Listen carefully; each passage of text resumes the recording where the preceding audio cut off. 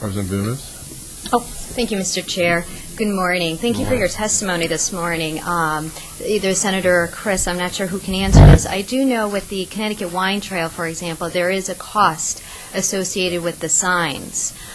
Is this something, and I don't know if there's a brewery association, but is this something, unfortunately because in light of the budget, is this something that the breweries would be willing to take upon themselves as a cost for the creation of the signs, replacement, and or maintenance of the signs if this were to pass?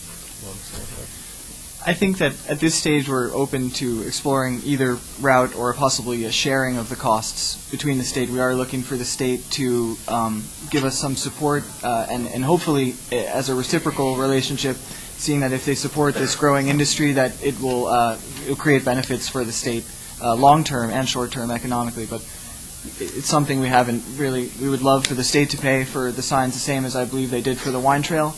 But if it had to be a shared cost or the breweries had to shoulder the cost, that's something we could consider. Thank you. And just one additional question. Is there any other states that you know of that has a similar trail?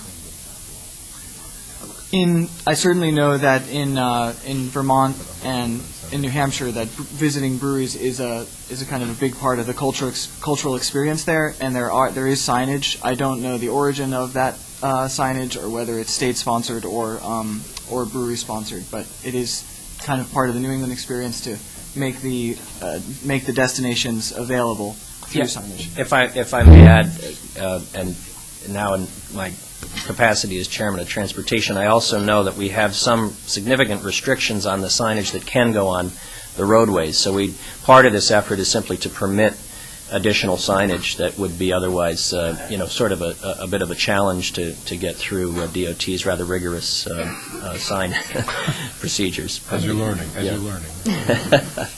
Thank you. Thank you. Any other questions? Representative Reed. Thank you, Mr. Chairman. Just sort of expanding on that a bit, I mean, it sounds as if this would just be the seed ingredients to create a much more aggressive, proactive marketing campaign that would lead to advertising, belonging to New England websites, and that kind of thing. I think it would be helpful to all of us if you had some sort of dollar figures and kind of bang for the buck equation so that we could really see what you think it would generate. Sure. Yeah, no, I think that's a very, very good suggestion. Obviously, we wanted to get the idea forward, put it out there, see what kind of response. And I have to say the response has been very heartening from, particularly, there's an extraordinary beer, Chris, what are you, the artisan beer culture. This is an amazingly growing area. I know in my own town and area there have been 4 or 5 different places that have had beer dinners. It's a lot of good commerce for local restaurants that are oftentimes held in the off-season when you have sort of the doldrums in the early winter or early spring.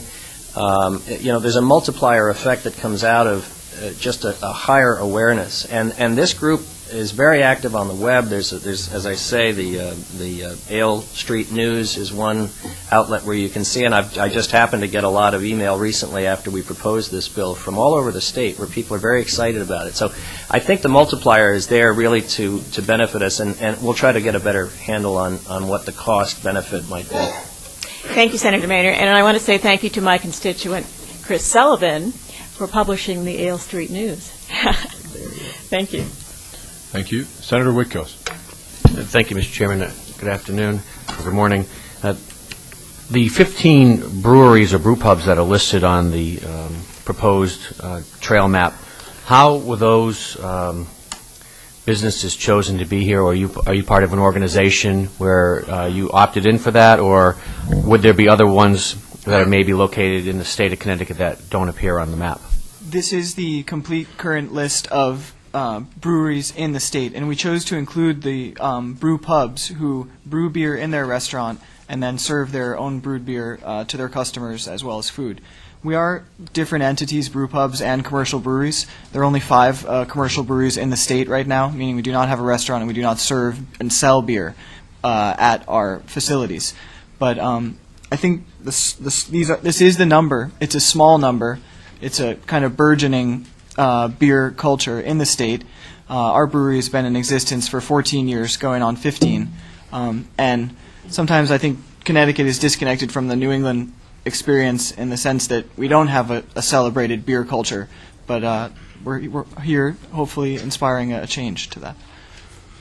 Well, thank you for taking the time to come out. It's certainly intriguing, and look forward to getting some other information. And also hear how I looked through my list. I didn't see the tourism folks on here to testify either for or against, and I'd like to hear what their feelings would be as the bill progresses. But thank you very much.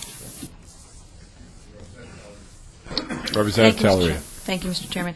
Thank you, Senator. And Chris, thank you very much for your testimony. Just a couple of questions. First of all, I think it's a great idea. I had the opportunity of going to the old Burnside Brewery in East Hartford this past summer and saw the establishment and the history that goes along with it. And I think it's a great way to showcase Connecticut in another way, like we do our wineries. But my question to you is, would you be selling beer at these breweries while people were visiting them? Would they be able to purchase beer and take it home? Currently, under Connecticut state law, breweries are allowed to sell up to 8 liters, I believe, when we give a tour and a tasting. So we are not allowed to sell like a package store if you just come for a visit.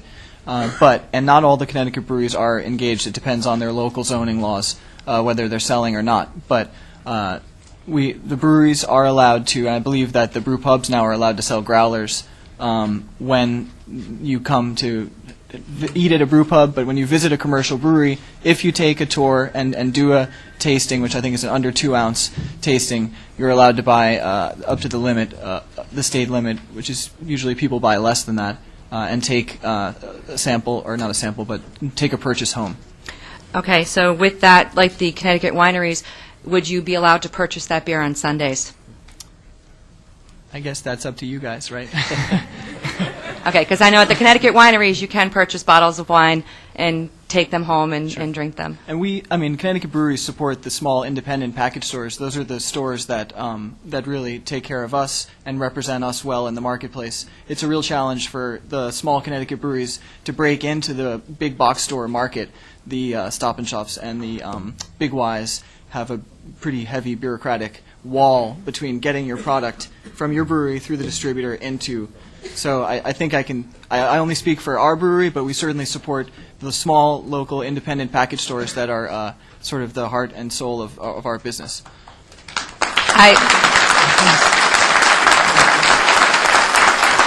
Excuse me.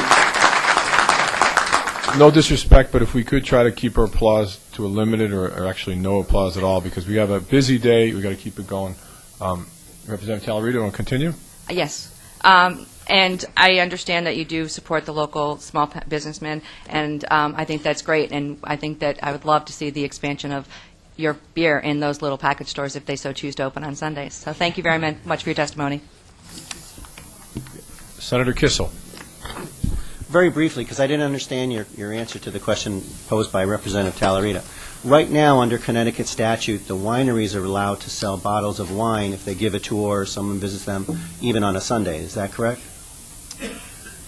I'm not aware of the wineries' current limitations or abilities to sell. I believe that the farm wineries can sell a bottle of wine on Sunday, but I've gone to Stonington Vineyard and purchased a bottle there.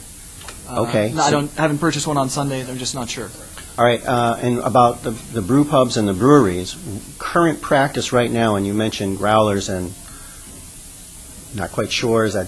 It's a jug of beer that's recyclable, so you can bring your own glass jug to a brewery or a brew pub, and get it filled, take it away. That's I believe a 1 gallon jug. And can you do that on a Sunday under current Connecticut law? I'm not aware. You don't know one way or the other.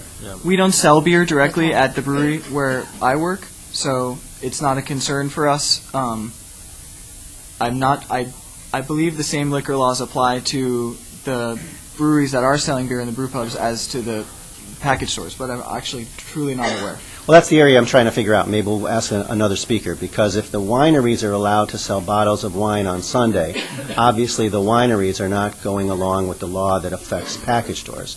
And I'm wondering if that carve-out actually would apply to breweries and brew pubs as well. And so maybe another speaker will have an answer to that. Thank you, Mr. Chairman. Thank you, Senator Kissel. I agree. I'd like to get an answer to that question. Any other committee members have any questions for the speakers in front of us now?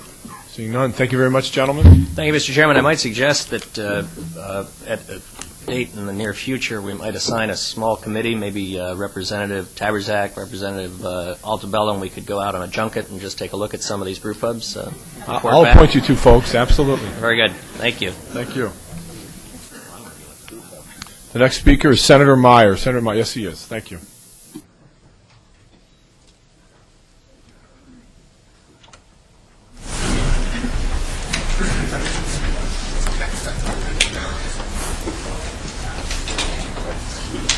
Senator Doyle, Representative Tabersack, members of the General Law Committee, nice to be with you this morning. We're going